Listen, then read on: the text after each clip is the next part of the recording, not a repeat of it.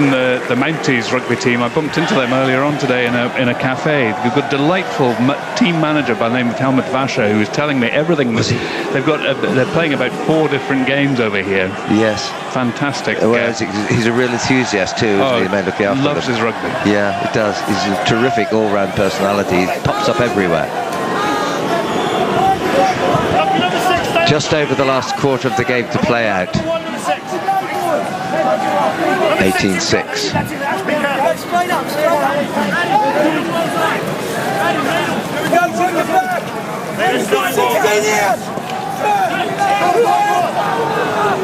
Accordingly, no.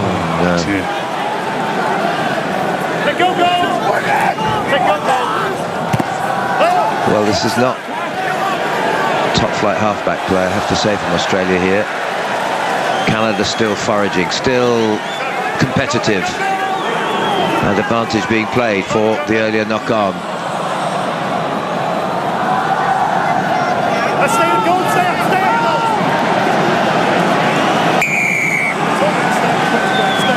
Stay up. Well, just, let's say, imprecise from Australia, accordingly dropping that ball originally, and then Greg Holmes trying to flop over and steal that ball. Yes, please. Zanella is the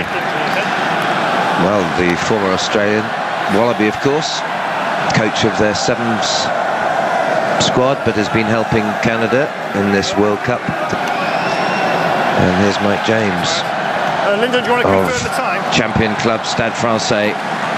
Well, he retired a year ago, was persuaded to carry on, settled to target a World Cup and has done so. 11 years in the French Championship. And that'll be fine when your number 5's ready. Well, they've weathered the weather and haven't really been rewarded as I think we might have hoped today. But they will have appreciated Canada's fight here. It's a great kick. He has a superb boot, Pritchard. He got everything out of that, didn't he? Every inch that was there. Goal number 2, please. Goal 2. Even Serge taking part. Even Serge, I was going to say, did he? Yes, a token hand. Mais oui. You want to do some Mexican wave, it is fun. Yes.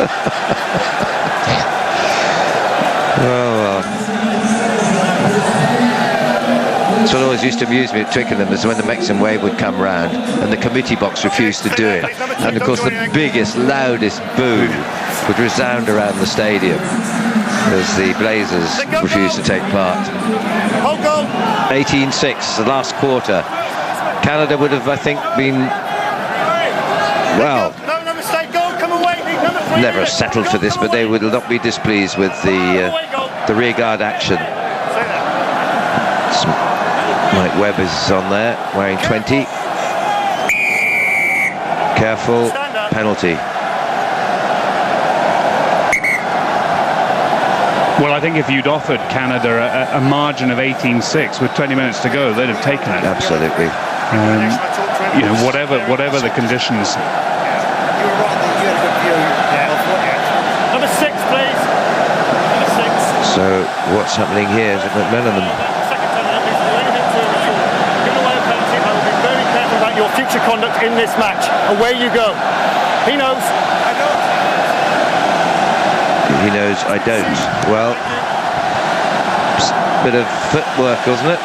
Well, I think it was a bit of a swinging arm there on the replay, and well, Colin White's had Chris White's had a few words with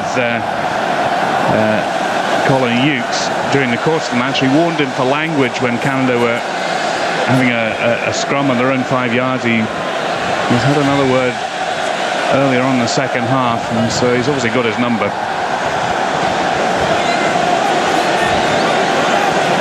Well, I think the Mexican wave is the thing that's excited the crowd the most, I have to say, in this second half.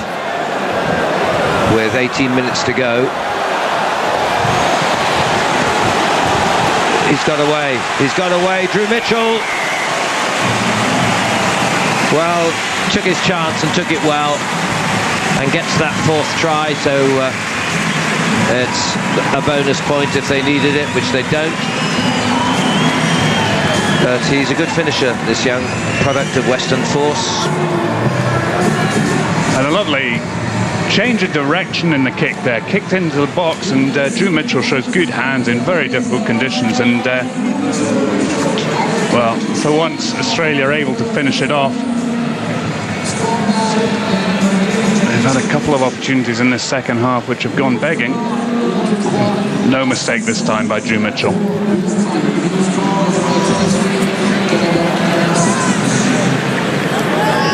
Here's a player who was with the Queensland Reds and came out of the Australian Sevens squad. Got his first contract with the Reds and has moved across to Perth, of course, in the Western Force this last season. Always thought of himself as a fullback, but slotted him well on the wing. And Cameron Shepherd adds the points. And Mike Fletch replaces Colin Hughes before Hughes does any further damage and risks being yellow carded or whatever. 25-6 and an end to Colin Hughes, but I don't think he'll be retiring yet at 27. 16 minutes to go. 25-6.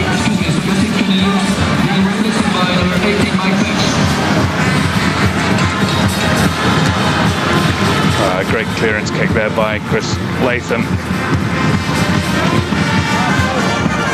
Just he's looked class all day, hasn't he? I think when everything he's done, he hasn't done much, but everything he's done with real assurance, real class.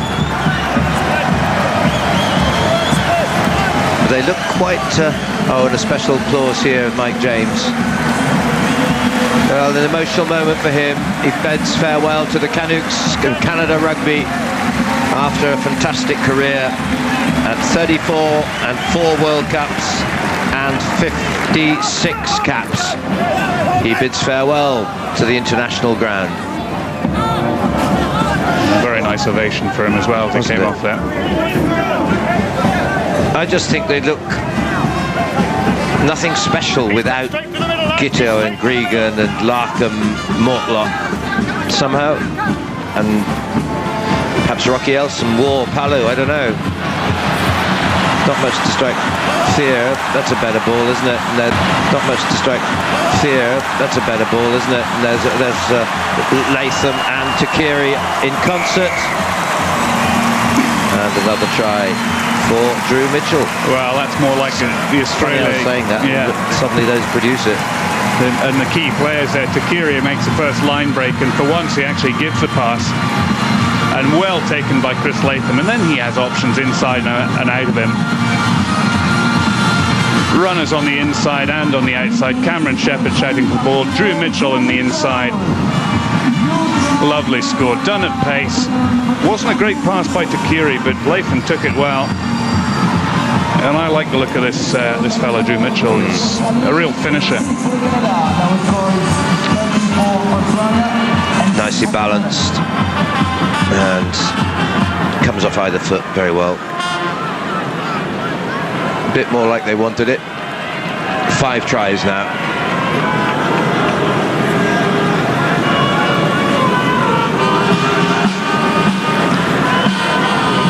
Well, Drew Mitchell moves up near the top of the try scores. I'm trying to work it out. I can't remember who scored how many for New Zealand this morning, but that's Drew Mitchell's 7th try in the tournament.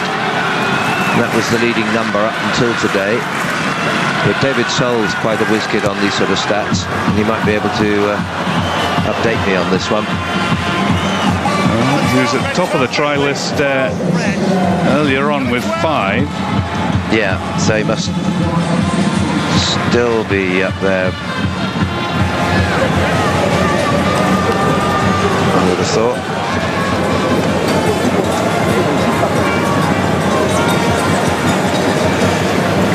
Doug Howlett had 5 as well. Well, Howlett. Yeah, because Rokosoko got a hat-trick, I know, for New Zealand today. Second one. And Howlett got... well, Rokosoko had 2 before today. Oh, so he wasn't in it. Up on 5 now. And Howlett, I think, got one today. So what did he have before? He had 5. So I think maybe Mitchell is up top. That's all right, that's totally fine, lads. We weren't happy, we started again. That's good. Thank you. Crouch, touch, pause, engage. I was moving before. Well, it's survival now for Canada as they try to limit the damage and get something back themselves. This final flourish. This country which Stand up, we're going to skirmish there, and I want to has such geographical problems in terms of putting a team together, but somehow overcomes that to be competitive in the women's game and the men's. Both of you in that scrum over there, leave each other alone. And right? The feet got tangled, let's put it like that. Have accredited themselves very, very well, really, throughout this tournament. I should think they've never been outclassed or humiliated. Not today, any more so than against Wales. I think they'd be disappointed with their performance against Japan. Yeah, that was the low. Expected to have won that match. Stay on, number 6, thank you. I think the trouble is there, it was used as a game in which the non-frontline players were, when we're going to have an outing, they hadn't really got another easy, well, relatively easy opponent compared with Wales, Fiji, Australia, so it wasn't their, in a sense, didn't do themselves justice, but they needed to do it to give everyone an outing. But I think it's been great. I mean, you mentioned earlier the discussion and debate around should the Rugby World Cup be 20 teams, should it be 16? To be honest, I'm in big favour of it remaining at 20 because particularly this year the minnows have come on and been so really well supported. They have come on. I mean, there's no question of that. And equally, they have been a big attraction. Very much so. I mean, Tonga, the last time they played England, they conceded over 100 points. Yeah. Last night in Paris, it was a very, very different proposition. Georgia, another side who took a few droppings. Ask anyone Irish about 14-10. Yeah. What do you think about that, Tulson? Well, we've got a little break in play. I certainly think that the minnows have come on in leaps and bounds, and the games that I've seen so far in this tournament, especially I've seen 3 of the Canadian games now, and I think they've been outstanding. Today, they've certainly done themselves justice, but you look through, even the likes of Portugal, the players, well, they might not be the best in the world, but when they've had the opportunity to play, they've certainly played. And the best part I like, Nigel, is well with the supporters, the players have played with smiles on their faces. Yeah, sure. Well, that was probably one of the best bits of fly-half play today in the combination with Mensah-Coker. There's so nearly a perfect cross-kick from Munro. And a bit of Scottish magic there, which nearly produced a spectacular runaway for Mensah-Coker. Just an ounce of energy too far. Knocked away by McMenamin, away by Cordingley. Huxley and Takiri lace them up in the middle.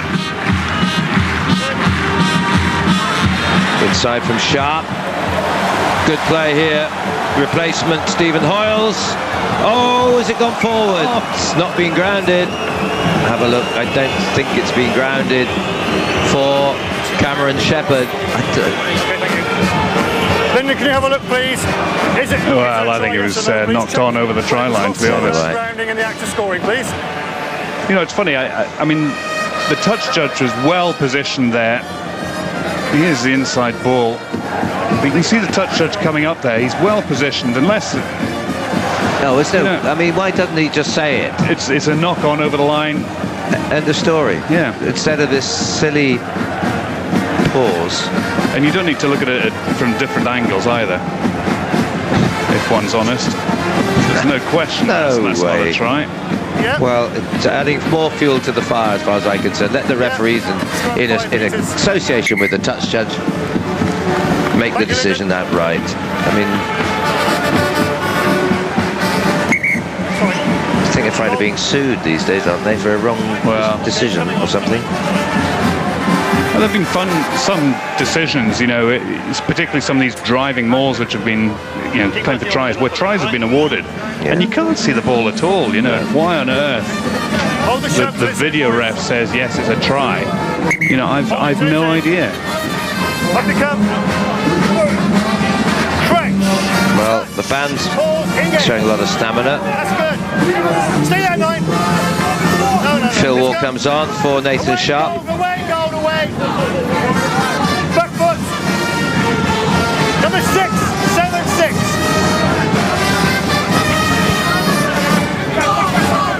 Luke Tate. Oh, this could be a gift for McManaman.